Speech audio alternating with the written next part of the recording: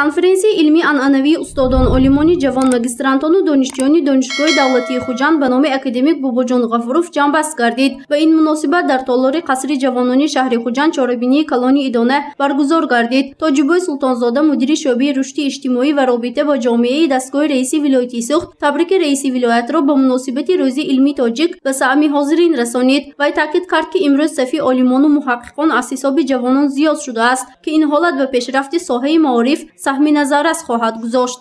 پیام تبریکی رئیس ولایت بخشیده به روز علم تاجیک. فرارسی روز علم تاجیک را به عالمان، محققان، استادان و دانشجویان و اهل علم و ادب ولایت صمیمانه تبریک و تهنیت گفته برایشان صحت و سلامتی، خاطر جمع و دستاوردهای بلند ایجادی تمنا می‌نمایند.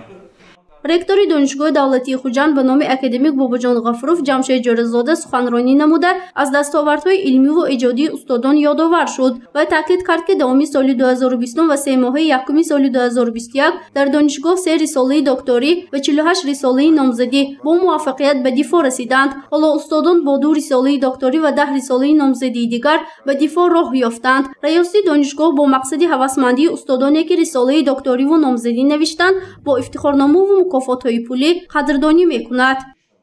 имрӯз дар ҳайати профессионал омӯзгорони донишгоҳ 201 нафар ё 23% омӯзгорони ҷавони то 35 сола фаъолият доранд ки 53 нафар ё 6% онҳоро ҷавонони соҳибунвон ташкил медиҳанд. ректори донишгоҳ Ҷамшед Ҷоризода таъкид кард ки бахшида ба рӯзи илми тоҷик ва ҳафтаи илм дар донишгоҳ 24 мизи мудаввар, 28 конференсия, аз ҷумла 2 конференсияи онлайнӣ, 45 маҳфили илмӣ, 43 семинари илмӣ назариявӣ, 37 озмун ва чорабиниҳои дигари илмӣ гузаронида шуданд. танҳо дар конференсияҳои донишгоҳӣ 1754 маърузии илмӣ дар бахшҳои гуногун аз ҷониби устодону донишҷӯён ироа шудааст.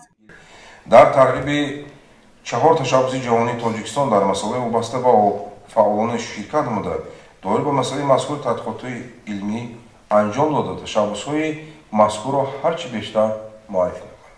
чорум ба масъалаи зиёд намудани сафи олимони ҷавонӣ то 35 сола ва доктори илм таваҷҷӯҳи махсус зоҳир намуда дар ин самт андешидани тадбирҳо муҳим ва саривақтӣ маҳсуб мебарад.